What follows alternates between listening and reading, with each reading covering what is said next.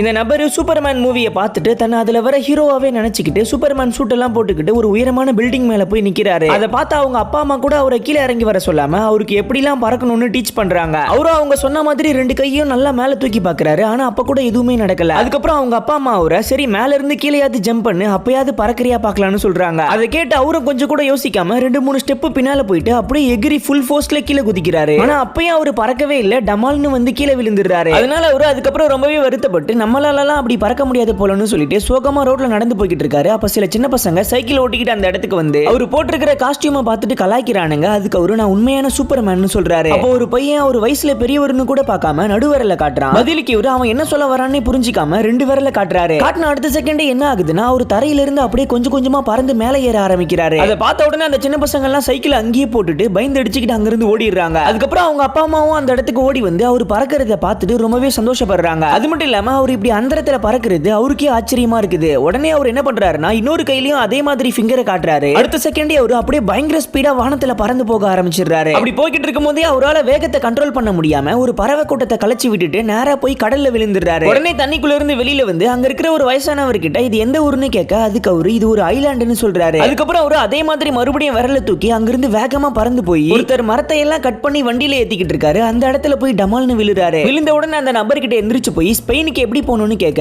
அதுக்கு அவரு இந்த பக்கமா போகணும்னு சொல்லிட்டு ஒரு டைரக்ஷனை காட்டுறாரு. அடுத்த செகண்டே இவரு அந்த டைரக்ஷனை நோக்கி மறுபடியும் அதே மாதிரி விரல நீட்டி பயங்கர ஸ்பீடா பறந்து போக ஆரம்பிச்சிடுறாரு. இப்படி இருக்க ஒரு இடத்துல சில பேர் ஃபேக்கான சூப்பர் ஹீரோ டிரெஸ்களை போட்டுக்கிட்டு இவர்கிட்ட வந்து இவரைய சாதாரண ஆள் நினைச்சுக்கிட்டு இவர்கிட்ட வம்பு இழுக்கிறாங்க. பதிலுக்கு இவரு லைட்டா தான் ஒரு குத்துவாரு. அப்படியே அந்த பேட்மேன் ட்ரெஸ் போட்டுருக்கிறவன் பறந்து போய் கீழே விழுந்துருவான். அதுக்கப்புறம் ஸ்பைடர்மேன் ட்ரெஸ் போட்டுருக்கிறவன் ஒரு கத்தி எடுத்து இவரை வெட்ட வருவான். அந்த கத்தியை அப்படியே உடைஞ்சு போயிடும். கடைசியில இவரு அவருக்கு கிடைச்ச சான்ஸை பயன்படுத்தி மறுபடியும் அங்க இருந்து பறந்து போயிடுறாரு. ஆக்சுவலா இவரு அந்த அப்பா அம்மாக்கு பிறந்திருக்கவே மாட்டாரு. அந்த தம்பதிக்கு ரொம்ப நாளா குழந்தையே இருந்திருக்காது. இப்படி இருக்க ஒரு நாள் வானத்துல இருந்து ஒரு சின்ன ஸ்பேஸ் ஷிப்ல ஒரு குழந்தை வந்து விழுந்திருக்கும். அந்த குழந்தை தான் இவரு.